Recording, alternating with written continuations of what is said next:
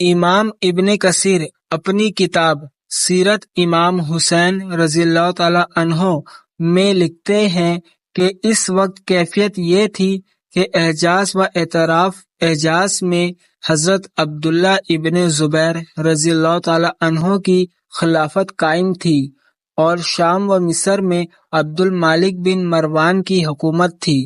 کوفہ پر نہ تو حضرت عبداللہ ابن زبیر رضی اللہ تعالی عنہ کا اثر و اقتدار تھا اور نہ ہی عبد المالک بن مروان کا کوئی اختیار تھا۔ عجیب کشمکش کی حالت تھی۔ اس صورتحال سے فائدہ اٹھاتے ہوئے مختار بن ابیت ثقفی نے کوفہ پر اپنا پورا سلطنت جما لیا۔ یہ مختار ثقفی وہی شخص ہے جس کے ہاں امام مسلم نے سب سے پہلے قیام کیا تھا اور اسی کے مکان میں اہل کوفہ سے حضرت امام حسین رضی اللہ تعالی عنہ کی بیعت کی تھی۔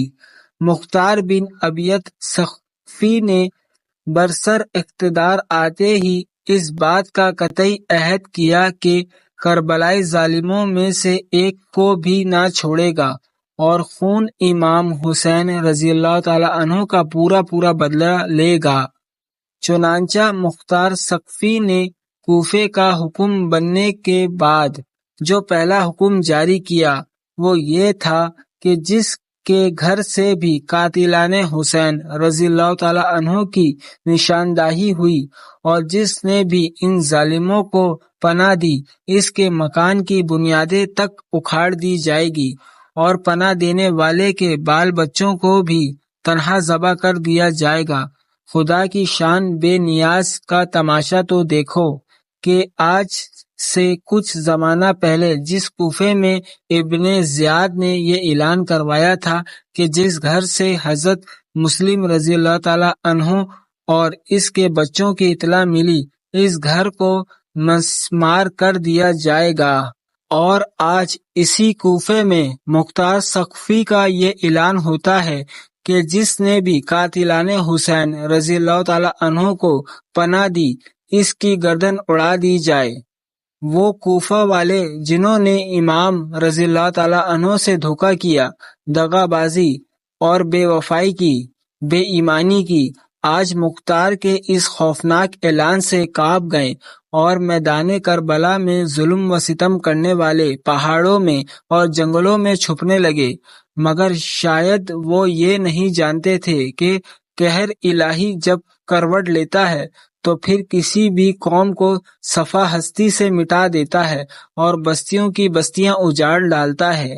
مختار کی فوج ہر طرف تلاش شروع کر دی اور پھر کسی کو کسی تہہ خانے سے، کسی کو کسی کنویں سے اور کسی کو کسی جنگل سے پکڑ کر شام سے پہلے تمام قاتلان حسین رضی اللہ تعالی عنہ کو مختار ثقفی کے سامنے حاضر کر دیا، جس نے انہیں قتل کرنے کا حکم دیا۔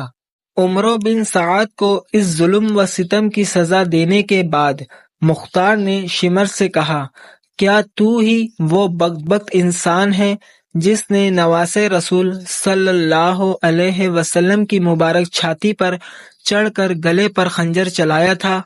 اٹھ اور پہلے میرے آگے وہ پلید ہاتھ کر جس سے تو نے خنجر اٹھایا تھا۔ شمر رونے لگا اور کہنے لگا کہ مجھے عمرو بن سعد نے مجبور کیا تھا۔ مختار نے ڈانٹ کر کہا، تجھے شرم نہیں آتی؟ فاطمہ رضی اللہ تعالی عنہا کے لال نے مسکرا کر جان دی اور تو چلا رہا ہے؟ آگے کر وہ ہاتھ۔ شمر نے پھر درخواست کی کہ میں اس وقت بہت پیاسا ہوں، 2 گھونٹ پانی پلا دو۔ مختار نے پھر کہا، اے ذلیل کتے، کیا تو نے جگر گوشہ بطول رضی اللہ تعالی عنہا کو خنجر چلانے سے پہلے پانی پلایا تھا جو آج مجھ سے مانگ رہا ہے؟ شمر نے ہاتھ آگے کیا۔ مختار نے تلوار ماری اور شمر کے دونوں ہاتھ زمین پر تھے، اور پھر مختار نے شمر کے گلے پر خود خنجر چلا کر اس کا خاتمہ کر دیا۔ شمر کی لاش ابھی زمین پر تڑپ ہی رہی تھی کہ خولی لایا گیا۔ خولی کو دیکھ کر مختار کا خون کھول گیا، آنکھیں غصے سے سرخ ہو گئے اور گرج کر بولا، یہ ہے وہ سنگ دل اور دشمن جس نے امام پاک کے سینے پاک میں برجا مارا اور پھر نواسے رسول صلی اللہ علیہ وسلم کا سر اقدس نیزے پر چڑھا کر ابن زیاد کے پاس اسی کوفہ میں لایا۔ اگرچہ اسے جتنی سزا دو میرا کلیجہ ٹھنڈا نہیں ہوگا، مگر اس کی سزا یہ ہے کہ پہلے اس کے دونوں ہاتھ کاٹے جائیں اور پھر دونوں پاؤں، اور پھر اس کے سینے میں برچا مار کر اس کو واصل جہنم کیا جائے، اور پھر اس کا سر کاٹ کر اور نیزے پر چڑھا کر میرے سامنے لایا جائے۔ جلادوں نے ایسا ہی کیا تھا ہمارے امام حسین رضی اللہ تعالی عنہ کے ساتھ۔